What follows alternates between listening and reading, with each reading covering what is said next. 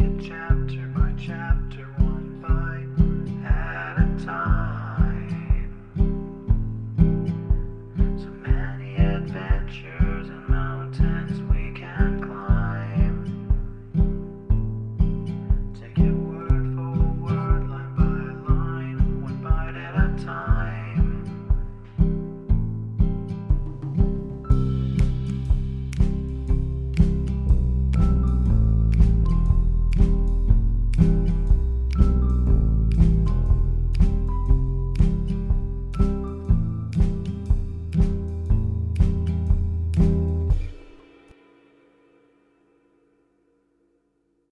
Welcome to Bite at a Time Books, where we read you your favorite classics one bite at a time.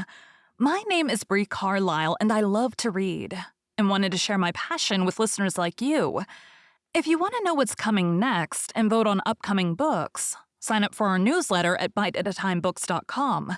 You'll also find our new t-shirts in the shop, including podcast shirts and quote shirts from your favorite classic novels. Be sure to follow my show on your favorite podcast platform so you get all the new episodes. You can find most of our links in the show notes, but also our website, biteatatimebooks.com, includes all of the links for our show, including to our Patreon to support the show, and YouTube, where we have special behind the narration of the episodes. We're part of the Bite at a Time Books Productions Network. If you'd also like to hear what inspired your favorite classic authors to write their novels, and what was going on in the world at the time, check out the Bite at a Time Books Behind the Story podcast, wherever you listen to podcasts. Please note, while we try to keep the text as close to the original as possible, some words have been changed to honor the marginalized communities who've identified the words as harmful, and to stay in alignment with Bite at a Time Books' brand values. Today we'll be continuing Les Miserables by Victor Hugo. Chapter 13. The Catastrophe. The rout behind the guard was melancholy. The army yielded suddenly on all sides at once. Hougoumont, La Haye-Saint, Papelotte, Plancenoit, the cry treachery was followed by a cry of save yourselves who can. An army which is disbanding is like a thaw. All yields, splits, cracks, floats, rolls, falls, jostles, hastens, is precipitated. The disintegration is unprecedented. Ney borrows a horse, leaps upon it, and without hat, cravat, or sword, places himself across the Brussels road, stopping both English and French. He strives to detain the army. He recalls it to its duty. He insults it. He clings to the rout. He is overwhelmed. The soldiers fly from him, shouting, "Long live Marshal Ney!" Two of de Retz's regiments go and come in affright, as though tossed back and forth between the swords of the Uhlans and the fusillade of the brigades of Kempt, Best, Pack, and Rieland. The worst of hand-to-hand conflicts is the defeat. Friends kill each other in order to escape. Squadrons and battalions break and disperse against each other like the tremendous foam of battle. Lobau at one extremity, and Rail at the other are drawn into the tide. In vain does Napoleon erect walls from what is left to him of his guard. In vain does he expend in a last effort his last serviceable squadrons. Quiot retreats before Vivian, Kellerman before Vandeleur, Lobau before Bülow, Morand before Perche, Damen and Siberic before Prince William of Prussia. Guyot, who led the Emperor's squadrons to the charge, falls beneath the feet of the English dragoons. Napoleon gallops past the line of fugitives, harangues, urges, threatens, entreats them.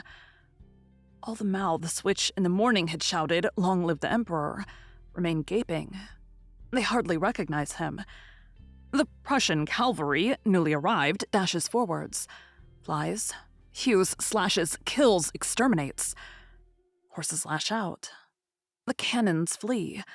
The soldiers of the artillery train unharness the caissons and use the horses to make their escape. Transports overturned, with all four wheels in the air, clog the road and occasion massacres. Men are crushed, trampled down. Others walk over the dead and the living. Arms are lost. A dizzy multitude fills the roads, the paths, the bridges, the plains, the hills, the valleys, the woods, encumbered by this invasion of 40,000 men. Shouts despair. Knapsacks and guns flung among the rye, passages forced at the point of the sword. No more comrades. No more officers, no more generals, an inexpressible terror. Zieten putting France to the sword at its leisure. Lions converted into goats. Such was the flight. At Genappe, an effort was made to wheel about, to present a battlefront, to draw up in line. Lobau rallied 300 men. The entrance to the village was barricaded, but at the first volley of Prussian canister, all took to flight again, and Lobau was taken. That volley of grape shot can be seen today imprinted on the ancient gable of a brick building on the right of the road at a few minutes' distance before you enter Genappe. The Prussians threw themselves into Genappe, furious, no doubt, that they were not more entirely the conquerors. The pursuit was stupendous. Blucher ordered extermination. Rouget had set the lugubrious example of threatening with death any French grenadier who should bring him a Prussian prisoner. Blucher outdid Rouget. Duhesme, the general of the Young Guard, hemmed in at the doorway of an inn at Genappe, surrendered his sword to Hussar of Death, who took the sword and slew the prisoner. The victory was completed by the assassination of the vanquished.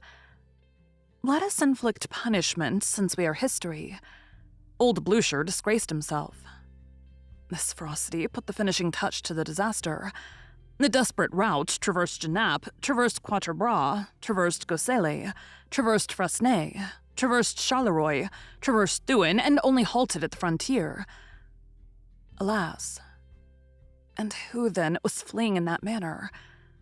The Grand Army. This vertigo, this terror, this downfall into ruin of the loftiest bravery which ever astounded history. Is that causeless? No. The shadow of an enormous right is projected athwart Waterloo. It is the day of destiny. The force which is mightier than man produced that day. Hence the terrified wrinkle of those brows. Hence all those great souls surrendering their swords. Those who had conquered Europe had fallen prone on the earth, with nothing left to say nor to do, feeling the present shadow of a terrible presence. Hoc erit infatis. That day, the perspective of the human race underwent a change. Waterloo is the hinge of the 19th century. The disappearance of the great man was necessary to the advent of the great century. Someone, a person to whom one replies not, took the responsibility on himself. The panic of heroes can be explained. In the Battle of Waterloo, there is something more than a cloud. There is something of the meteor. God has passed by. At nightfall, in a meadow near Genappe, Bernard and Bertrand seized by the skirt of his coat and detained a man, haggard, pensive, sinister, gloomy, who, dragged to that point by the current of the rout, had just dismounted, had passed the bridle of his horse over his arm, and with a wild eye was returning alone to Waterloo. It was Napoleon, the immense somnambulist of this dream which had crumbled, saying once more to advance. Thank you for joining Bite at a Time Books today, while we read a bite of one of your favorite classics. Again, my name is Bree Carlile, and I hope you come back tomorrow for the next bite of Les Miserables. Don't forget to sign up for our newsletter at biteatatimebooks.com and check out the shop. You can check out the show notes or our website, biteatatimebooks.com, for the rest of the links for our show. We'd love to hear from you on social media as well.